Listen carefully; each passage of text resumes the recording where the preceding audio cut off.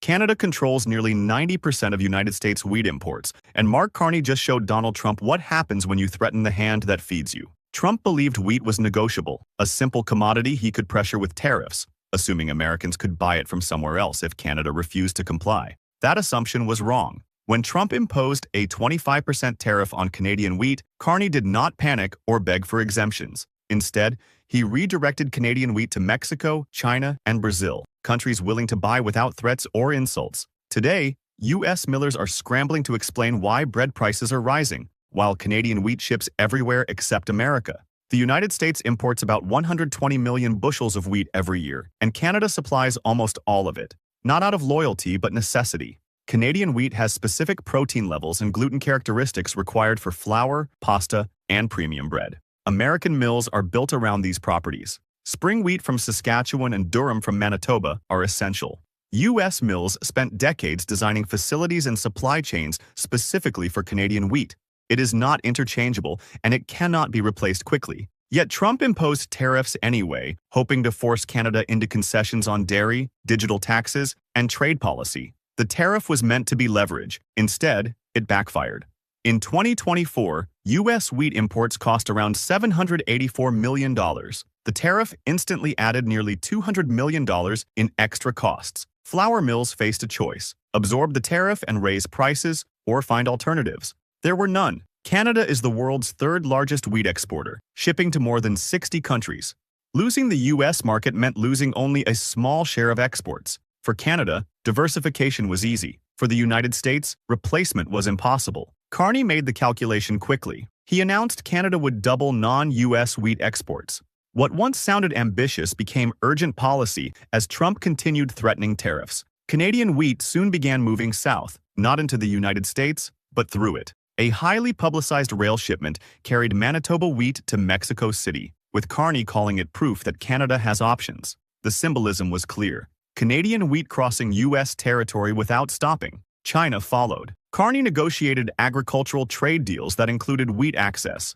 China, the world's largest wheat importer, had relied on Australia and France. Now, Canadian wheat entered the competition.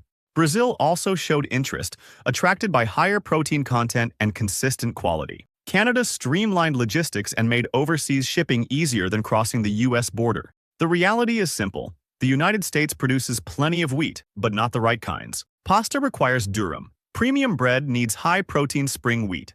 Those come from Canada. Tariffs do not change biology. As costs rose, flour prices in the U.S. increased. Bread, pasta, and baked goods followed. Not due to shortages, but because tariffs raised input costs. Mills passed costs to bakeries. Bakeries passed them to stores. Consumers paid more. Trump promised lower prices. Instead, his policy raised food inflation. When the administration tried blaming Canada, industry groups pushed back. The cause was obvious: tariffs. Quietly, Trump stopped talking about wheat. There was no rollback, just reduced enforcement. But the damage was already done. Canadian exporters learned the U.S. market was unreliable. Canada now sells wheat across Asia, the Middle East, and Africa. Countries want stable suppliers who respect agreements and do not weaponize trade. The U.S. share of Canadian wheat exports is shrinking, not out of punishment but pragmatism.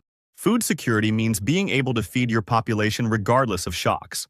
The U.S. produces enough wheat overall, but depends on Canada for critical varieties. Trump gambled with that reality and lost. Canada did not submit. American millers could not adapt. Consumers noticed higher prices immediately. Carney made food security central to Canada's trade strategy. If the United States wants to be a reliable partner, Canada is ready. If not, Canada will sell elsewhere. Wheat is not unique. Lumber, potash, oil, electricity, every tariff threat follows the same pattern. Canada diversifies. U.S. industries panic. Prices rise. Trump backs down quietly. Trump's biggest mistake was assuming Canada needed America more than America needed Canada. Wheat proved otherwise. America imports 90% of its wheat from Canada. Canada sends less than 20% of its wheat to the U.S. The dependency runs north to south, not the other way around. Canada learned the lesson Trump refuses to accept. You do not gamble with food security, you do not threaten the hand that feeds you, and you do not assume your neighbor will beg when they have better options.